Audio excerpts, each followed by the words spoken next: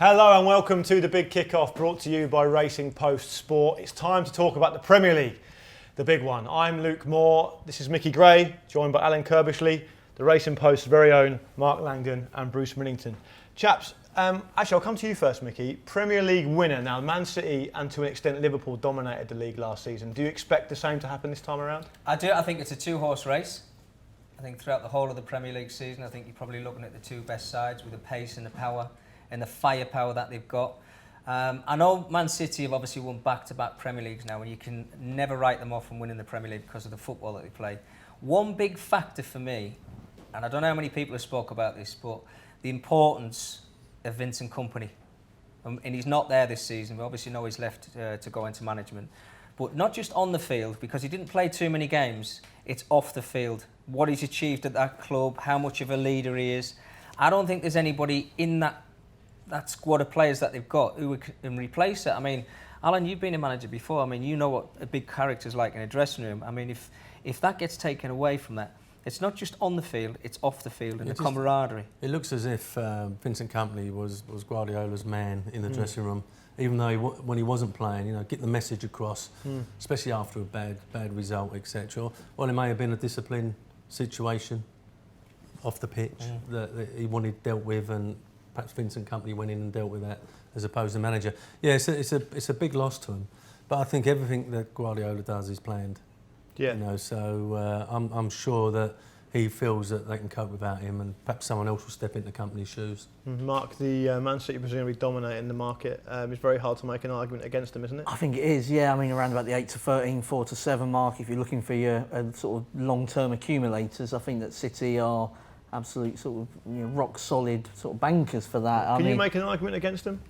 I suppose the one is Kompany. I'm interested to see if Fernandinho, who did play centre-half a little bit last season, with the signing of Rodri to play in midfield, I just wonder if he might sort of drop Fernandinho back one, but that's it. I mean, Liverpool got within a point of them, didn't they? So, I mean, if you're looking for a value argument for 2-1 plus Liverpool, that is it.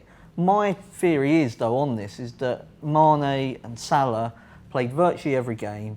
Liverpool played to their absolute maximum. They got late goals against Tottenham, the own goal, the Pickford error, and it still wasn't enough. They gave it, I think, their best shot, and City still beat them, and they got 100 points the season before, and they did all of that with De Bruyne not making his first start until Boxing Day. He only played 90 minutes 4 times in the whole of the Premier League. You're talking about what, the best player in the Premier League, or certainly up there with the best player? The season before he was their best player. So I mean, to get 98 points without De Bruyne, I mean, that says it all, doesn't it, really? Bruce, I'm coming to you to try and make an argument against Man City. I can. I thought when I first saw the prices, I thought they'd be much closer together because there was nothing between them. You're talking about Kompany there, Mickey. If he hadn't banged in that goal against Leicester, they wouldn't have won. Kompany's gone. You're right. He's more of a loss as a leader than as a centre half. They've got plenty of centre halves, but I mean, they're talking about choosing the new captain, virtually by a raffle. I mean, it shows there's not, the job of captain in a football team's overrated, but the job of leader absolutely isn't. I think Liverpool have got that. You are right, Mark. They probably got as many points as they could have done last season, but I also think that they can just mature again as a unit. I think that the fullbacks are fantastic. I think I can see them thriving. I don't think there'll be much in it, and I'm surprised that there's so much in it in terms of the betting. So I would just back Liverpool on value. Liverpool the value play. I think so, yeah. I think momentum. I spoke about that quite often, and I think Liverpool, what they've done over the last couple of seasons, and their signings always seem to fit, and they've got the similar make-up of pace, which is what the Premier League is about. But I just think there's another factor, and I think it's the fans. I think that I think at the Etihad, on quite a few occasions, been quite quiet and waiting for the team to do something. Where when you go to Anfield, it's totally different. The fans are getting behind them from the start. So I just think that's another plus point for Liverpool. I'm going for Liverpool myself. Mickey, Joe, just out of interest in your experience as a player, to put yourself in the position of a Liverpool player, they've got 97 points, lost 1 game, and they've still not won the league. You must be going back to pre-season thinking, what have we got to do here? I mean, is it going to be very hard to lift them again, or are they going to maintain the focus? No, it's obviously disheartening. They lost out in the Premier League, but we're talking about the Champions League winners here. Yeah. And their squad is just full of confidence. You can sense, when they play in front of their home crowd, I don't think they're going to drop too many points. And they'll know that they can't drop too many points, because if they do, then Man City will be on the coattails and they chase them down like they did last season. I mean, expectations at clubs, I think everybody here now thinks it's going to be Man City or Liverpool who are going to finish either first or second. I didn't know if you had them, Alan, while you were manager at the clubs you managed in the Premier League, but did you have an expectation of finishing in the top half of the table with clubs or in the bottom half? It's like, when I was at Blackburn, we thought we could break into the top 6. Under Mark Hughes, we had Craig Bellamy, we had a fit Benny McCarthy. I don't know if you managed him when he was last time, but yeah, we had him, but we had a really good squad of players, and our expectation was to try and break into that top 6. And because we didn't quite get there, the next season was a little bit disappointing. Well, I think the expectation levels at all the big clubs is to win the league, and after that, qualifying for the Champions League.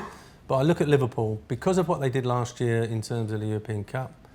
Are they going to focus more on the league this year? I don't know if you can do that, but I think the fans, it's the league. And I think because of Man City, what has happened to them over the years, they've won the league. I think they're looking at the European Cup a little bit. I mean, there's 18 other teams in the Premier League. Can anyone here make a serious argument for it to come from outside of those top 2? Bruce, I mean... I can't know. I've got to take issue with one thing Alan says. I've seen plenty of very quiet Saturday afternoon games at Anfield, honestly. I mean, I know there's this big thing about under lights in midweek, it's fantastic, but there's a lot of those big grounds you go to now, simply because there's so many football tourists there. They're too busy filming to sing. And it actually, sometimes at Liverpool, it's not that loud. My big negative with Liverpool is that front 3, Firmino, Mane and Salah, is fantastic, but one of those doesn't play. There's a big drop in quality now, I think, and that would be the concern for me. I think they need to bring in that 4th ace who can make sure that, you know, you're not having to rely on Shaqiri or Lallana or whoever else. You know, that's the problem for me. But apart from that, there aren't really any holes there, and I think these two are so far clear of the rest that I mean, you can back if you like the Man City. Liverpool straight forecast, that's odds against. So for those that do think... Man City first, Liverpool second? Yeah, Man City first, Liverpool second in a straight forecast, odds against. If you want to sort of have them both, you know, in terms of to finish either first or second, it's around about an 8 to 13, 4 to 7 shot, but I think most people would consider that absolutely nailed on. My big concern about that is if one of them, say, it gets involved in the Champions League in the latter stages, they don't need to finish second, you know. Like they were so far ahead last season. Yeah, they were. I mean, I just think you look at that City reserve forward line, not the front choice, the reserve one is absolutely, it's almost world class with Gabriel Jesus and Leroy Sane and Riyad Mahrez as the 3 that can't get in to the first 11. So that's where I think it'll be won and lost. All right, let's look a bit further down the table then, because we want to talk about the teams who are going to make up the rest of that top 4, because I think we're all sold that Liverpool, Man City will be in there. It was kind of a top 6 and everyone else last season, wasn't it, Bruce? Yeah. Who do you think's going to be in sort of 3rd and 4th to make up those final Champions League places? Well, the one thing I don't think we need to debate too long is 3rd. I think Tottenham are well clear of the rest. I don't think they'll be within 6 points of the big 2, and I think the others won't be within 6 points of them. I've seen 2-1 Tottenham without the big 2. I think that's a really, really decent bet. I think they're clear best. I think this season we might end up not really referring to the big 6 anymore, because I think Chelsea, Arsenal and United have all got problems, and I think there's some really progressive teams beneath them in Everton and Watford and Leicester. And I think we might see a disruption of the old order. Really looking forward to seeing how that works out. I mean, for the last 3 seasons in a row, I think the top 6 have been the same, haven't they, Mark? But is anyone catching your eye on the betting that could perhaps break into that top 4? If there was to be one at sort of a double-figure price, I'd be looking at Leicester to be sort of that team. If you sort of look through the sort of spine of it, I like Schmeichel as a goalkeeper. Even if they lose Harry Maguire, Johnny Evans, I mean... Well, they're going to replace him, aren't they? Yeah, and if Johnny Evans was playing still for Manchester United, he'd be in their team. You know, they've bought about 10 centre-backs since they sold him. I don't think any of them have been better than him. And Didi, I think, is one of the sort of most underrated midfielders in the Premier League. The way he tackles, breaks it up and then gives it to Tielemans and to Maddison, Harvey Barnes, Damari Gray. And unlike, say, an Everton, who haven't got that striker, they've got Vardy. And so that's, if there is to be a disruption, it could come from Leicester. Although I think in terms of the top 4, Tottenham 1 to 2, I think they'll definitely finish in the top 4. Very tight between Manchester United, Arsenal and Chelsea. United 11 to 10, 5 to 4, Chelsea and Arsenal. I'd be against United. I think United will finish outside the top 4 once again. Mickey, should you go along with that? your old team? Well, I know there's a few weeks until the transfer window closes, so we don't really know, what the settled squad at United is. I agree with the centre half. They have had a major problem there for a couple of seasons. They conceded too many goals last time around. They've got to sort that problem out, whether it's Harry Maguire who goes to Man United. I still believe that they need more than that. They've signed brilliantly at right back. Wan-Bissaka, I think, is a very good signing. Everybody questions the price tag, but he could be there for the next 12 years. 50 million quid is a bargain when you're thinking about that. He's a young man. He's only going to get better.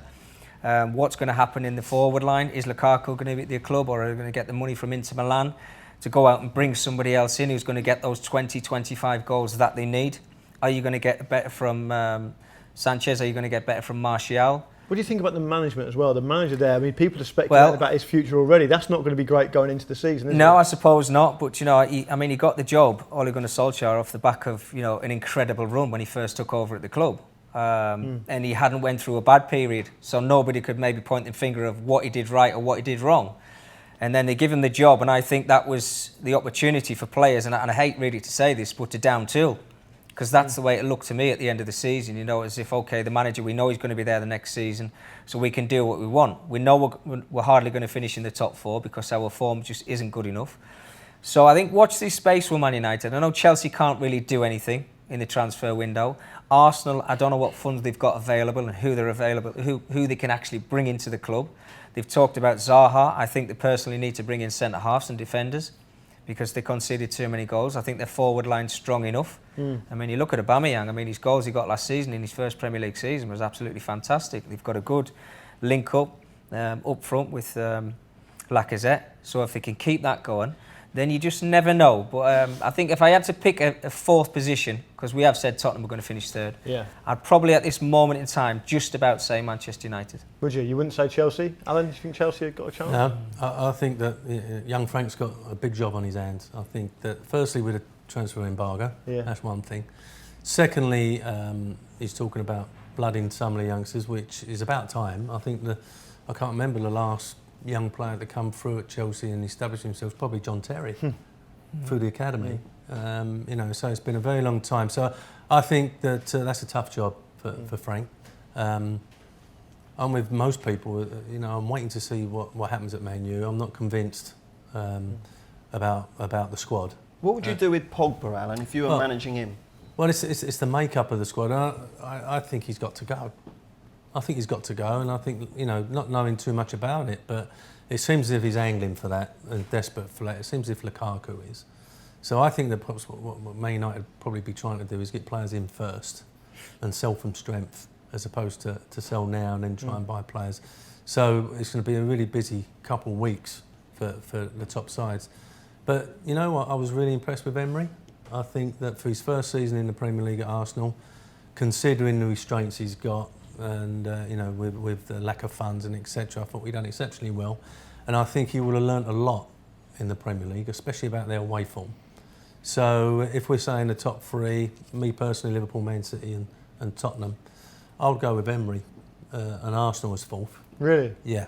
So there's, because there's been a lot made, isn't there, of Leicester, West Ham, Wolves perhaps. I know they've got Europa League, but they're certainly more equipped to deal with that than maybe Burnley were last season. You said Spurs 3rd, far and away 3rd, but can you make a decent case for anyone 4th outside of that? I honestly think, let's face it, Leicester were champions 3 years ago with a fairly similar squad. In fact, the squad now you'd say is better, I think. I mean, if you go man for man through there, I think this Leicester squad now, I think Tielemans is an unbelievable buyer. I think Maddison was so impressive last year. Harvey Barnes looks like he's coming on.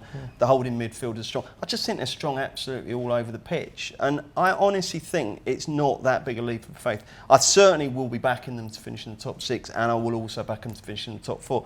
Because if Chelsea, you look at worst case scenario, United, they're now a team that finishes 5th and 6th. That's what they do. Ever since Fergie's gone, apart from the one season where Mourinho miraculously got them in 2nd, that's where they are.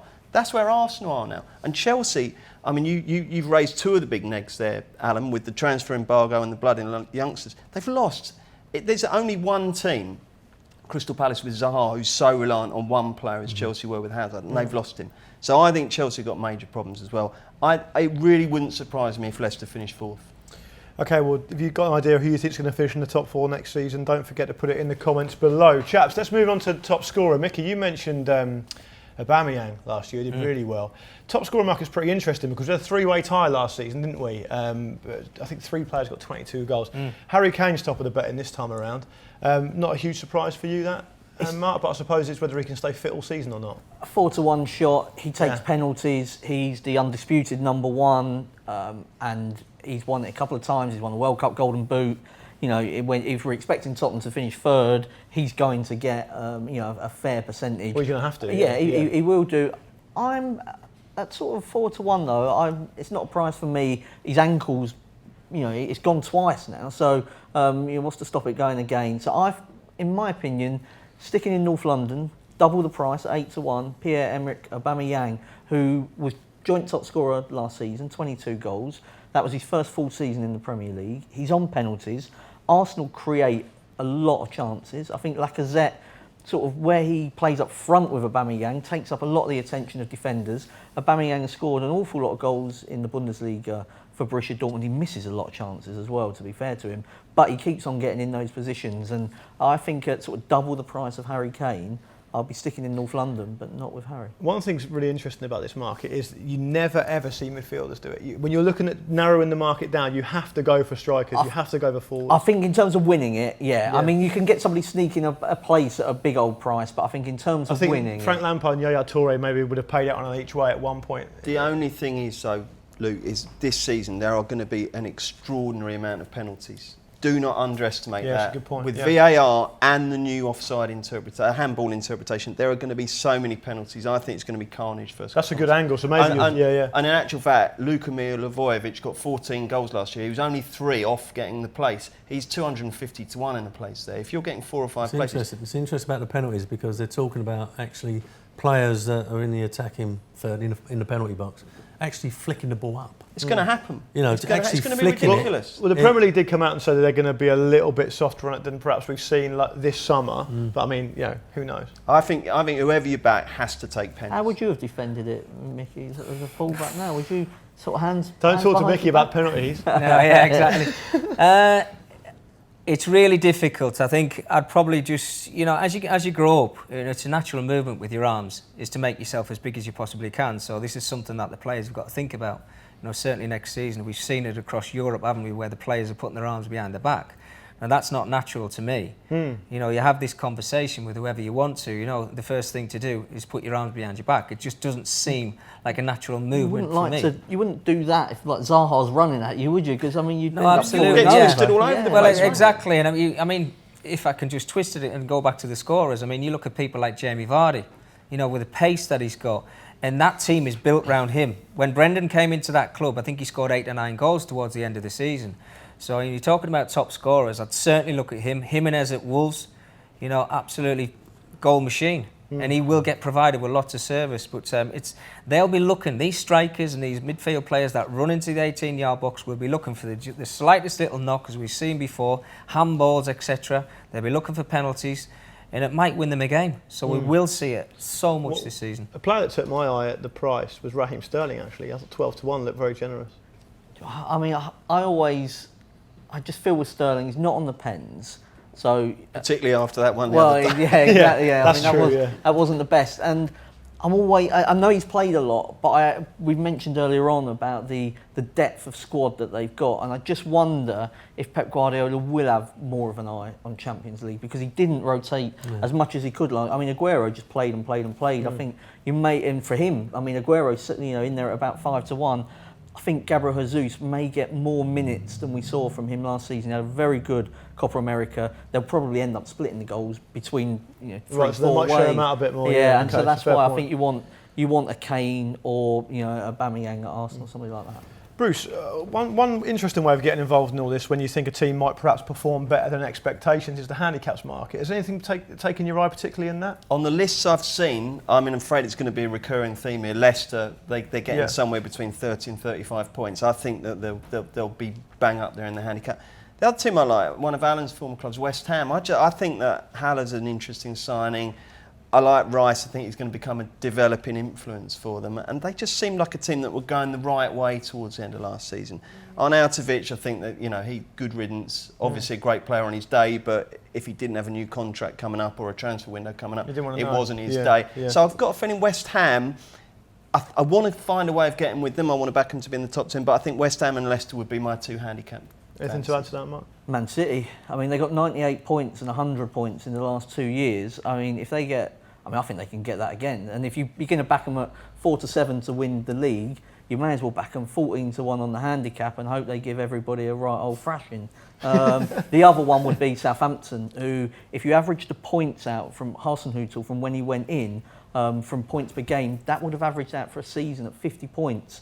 And they're getting around about 40 odd starts. So if he can maintain those standards, get the 50 points, add on to the 40 odd in terms of the Premier League handicap, you've got somewhere in the 90s there. And I think Southampton were a little bit unlucky last year. They dropped the most points from winning positions. Decent forward line now as well. Yeah, Che Adams and Ings and Redmond came alive under Hasenhüttl. They could be the sort of surprise package of the season. I don't see them anywhere near relegation this time. Well, handicaps is a really interesting market, of course. If you've got any strong opinions on that, don't forget to get them in the comments below.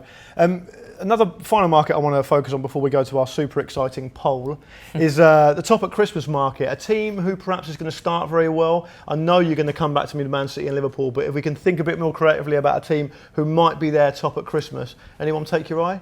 Well, Tottenham, if you remember rightly, was second after the halfway stage last season. They were ahead of Man City. You're not likely to forget that, Mark. I'm not, no. And they ran out. They ran out of steam. They were fatigued, and second half of the season was an absolute nightmare.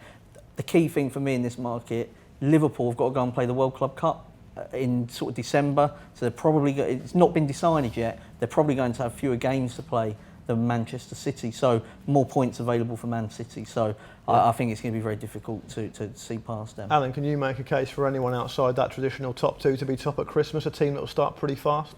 Tottenham, I think, playing at White Hart Lane, we can't forget that, playing away from home every week for the last couple of seasons. So I think Pochettino, if he can get perhaps 1 or 2 more players in the window, I think they're going to have a real strong say in it. And, I think that they've perhaps been there and done it a little bit last year, that they know they can compete. So I don't think they're inferior. They haven't got that inferior mentality now. They know they've been in and around it, and I think the big boost is playing at White Hart Lane. That's going to make a massive difference to them. Should you get a trophy for finishing top at Christmas? I'll come back to you on that. Yeah. Look, I did trail our super exciting poll for this chat. It's posted on @RacingPostSport, and we've gone for, amid speculation of a return to England, could Gareth Bale hack it back in the Premier League? 80% of followers on Racing Post Sport have said, of course he could, and 20% say absolutely no chance. Mickey, I'm going to come to you first, from one left-sided colossus to another. Well, where is he? What do you think? Gareth Bale's been linked to a move back to the Premier League all summer, really. Do you think he could still do it at that level? I mean, presumably you do. Well, he's been linked over the last 3 seasons, hasn't he? I think since he went to Real Madrid. It looks like his days are numbered. I think Real Madrid have gone around it the completely wrong way. The manager speaking out, and obviously the people that own Real Madrid want him out of the club, but I think they're forcing him out now. The big problem I've got with Gareth is fitness. How many times has he done his ankle, his calf, his hamstrings, you name it. He's had injury after injury. But then on the other side of that, if you flip the coin, you look at what he's achieved since he's been at that club, the trophies that he's won. Champions League 4 times. I mean, it's absolutely phenomenal. Has he still got the ability? Yes. But how much are you going to get that in a physical league like the Premier League? Is he going to just keep breaking down with these injuries that he's had for so long? And for the wages he requires and for the... Well, yeah, I mean, that's something that the clubs obviously have to sort out. I mean, there is a little bit of speculation, I think, either today, about can he go back to Spurs? Now, that would boil down to how much wages Real Madrid are willing to pay for him. Is he good enough to get in that Tottenham starting 11? Personally, I think he is. But how many games are you going to get from him? Can you afford to pay a player over £250,000 a week when you might only get a dozen games out of him? I don't think there's any club would want that in the Premier League. Oh, I mean, 80%, 4 out of 5 people who responded to this poll said that Gareth could be a big hit back in the Premier League. Would you go along with that? Well, if he's fit, I think there's enormous pressure on whoever signs him, the manager, whoever signs him or makes that decision. Because he's a big personality, he's going to want to play. Financially, it's a big hit. And, you know, if he does come back to the Premier League and takes an injury, you're going to get, I told you so, I told you so, I told you so. And if he comes in as a success, then great. But I think that's enormous pressure. It's a bit similar perhaps to Andy Carroll now. He's sitting out there on a free transfer, Andy Carroll. And there's teams crying out for a centre forward, but can you go and take that risk with the amount of games that he's played in recent years? Talk of him going back to Newcastle, isn't there? I mean, yeah, because that's one big bet that they'd be writing, isn't it? On the face of it, it's a cheap option. There's no fee involved, and you're paying the wages. But it's a big deal if you don't play no games, and the pressure. I mean, someone like Steve Bruce probably can only have one go at it, and bringing that centre forward in. So, and as I say, Gareth Bale undoubtedly when he's fit. I don't know if he's been out of the Premier League too long. Yeah. And Do you think it's that much of a change? Yeah, and playing in a league where it's not that difficult most weeks. You know, perhaps he'd be more suited if they can afford him to go to France. Do you not think the Premier League's gone that way though, Alan? No, without the physicality. Do you not think it's gone more European? I think we can still get West Ham getting a result against Liverpool at some stage. We can still get. Well, Real Madrid dropped a lot of points last season. I don't still forget. Get Wolves. I just think the league. You know, you look in Europe now. You've got a top 2 or 3, top 2 or 3, top 2, top 1. In England, we've got top 3, top 4. We've been discussing it, and then there's a lot of games which is a real grind. They don't have that in Europe, and you know they walk away with the league in some respects. So, I think he may be suited more to a France if they can afford him, PSG, or Germany, where there's only 2 or 3 teams really.